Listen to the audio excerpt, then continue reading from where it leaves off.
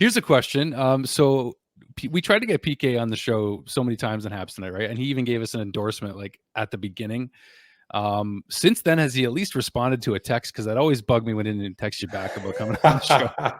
No, yeah, we talk. I would say I talk to him probably more than anybody that I played with. So we're almost in contact every day, whether it's sending a meme or something stupid. But we're still in touch quite a bit. He's a busy guy living his life. So yeah, I know.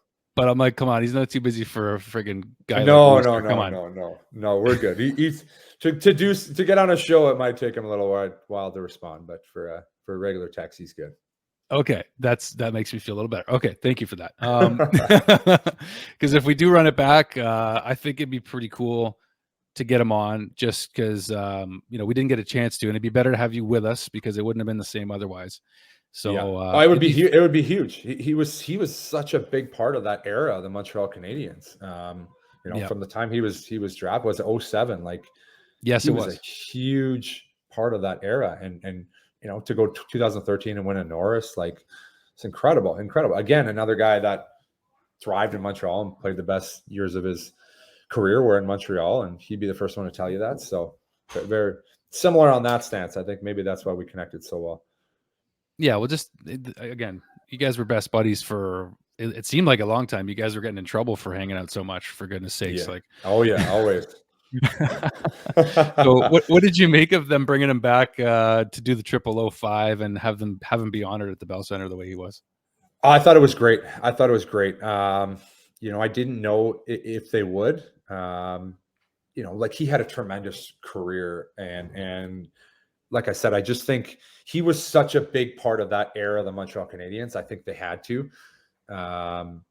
You couldn't talk PK Subban from 07 to 2016 and not be either your favorite player on the team or your second favorite. Like, he was the Montreal Canadiens, and he did so much, and his donation and just everything. Like, you just got to respect it.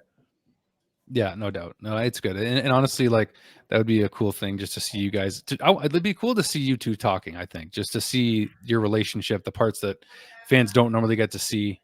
So if that does happen, that's great and all. But it would be great to hear his Michel Therrien stories and stuff. Like, there's some good ones that we'll leave that to the imagination where he can tell them. But there's some good ones. Okay, that's got fans excited. I can feel it in my belly right now. And then your playoff run with beating the Boston Bruins, which is still like a mini Stanley Cup for us 9 years later. Still is. It's my Stanley Cup for sure. What's so funny? There was like a video on Instagram or something about it was like a Boston series, and I commented on it. I made like 2 comments, and like, this was like months ago, and it's still good. Like, people are still, for Boston fans, firing away at me. It's awesome. Like, I'm still on their head 9 years later. It's crazy. Oh man, it's true. Like, the way you guys played that series, looking at your team on paper, okay, like, it's just like David Desharnais was our second line center, wasn't he? Like, no, he was the first line center at that time, wasn't he? 1 or 2. He was playing with Patch, right? Yeah. So it was Patch, and Vanek. Him, Patch, and Vanek, until Michel got mad at Vanek and they moved him down and up and down. And what happened with you got mad at him for what? Well, he would always get mad at Vanek. I mean, Thomas Vanek plays at his own pace, right? Like, he just played the game a certain way. He didn't play a high tempo north-south. Let's move the puck forward as our whole team pretty much like to play. So he was a little more east-west and do his thing, but he was so good. So that didn't clash well with Michel. But hey, it worked. It worked for a lot of the. Their line was incredible down the stretch here in 2014, and then playoffs they were decent. Yeah, well, actually, that was one thing I was going to ask you about too. Before I play this PK clip here, is we heard how Andrew Shaw felt about Michel Therrien at the end of his career with the smoking and the arenas and just the whole story, like, which was great on Habs Tonight. But Michel Therrien sits you down in his office when he did come to Montreal. And he's like, in his very French accent, I know nothing about your game, but you must have clicked with Michel. Like, you must have done something to really, I mean, obviously you scored the overtime winner and that set your career off on a new level, but there must have been something good there.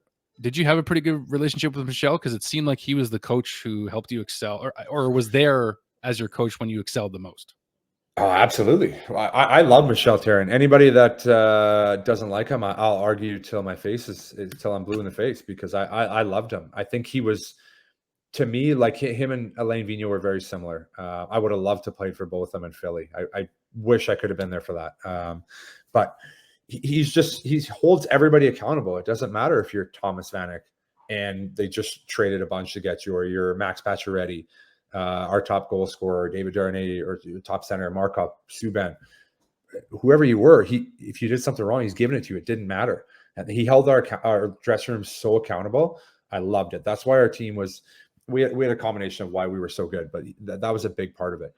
And for me personally, just being a guy that was honest when I come in, like you said, he's like, I don't know a lot about your game, but I'm going to give you an opportunity. I think you could be more than you were. Just having that little bit of confidence instilled in me was huge. And I think it got to a point where I didn't want to let him down after a while, because this guy was sticking his neck out for me. He's giving me opportunities. I played well. He'd throw me up on the first line. Like, I wanted to do so well for him because he was willing to back me and give me these opportunities. So I loved him. I thought he was great. He's there was plenty of times where I'd come in the meetings and there was a long hallway from our dressing room to his office. And it was painful when he would be like, come see me in my office. And then you'd like try to follow him, but you didn't want to follow too close because his hallway was too long and you didn't want to have a conversation before you got there, or like small talk before he was about to give it to you. So I'd trail like 10 feet behind him and follow him into his office, and he would just rip me on certain times. But it wasn't like, he'd be like, hey, he would rip me and be like, I need you. It wouldn't even show a video. He'd just rip me and say, you need to be better, blah, blah, blah, blah, do this, do this, do this. And I'd be like, okay. But then I would go that night, and if I had 2 good shifts, he'd throw me in the first line. Where other situations, I'd be scratched. Let's go a couple years ahead in Philly. I'd get scratched for 2 weeks. You wouldn't hear a word. Couldn't get a word from the coach to tell you why or what's happening. And you wouldn't even get a chance to do anything. So I truly respect him. Another guy, Michel Therrien, that I would have a beer with him and we'd have some good laughs.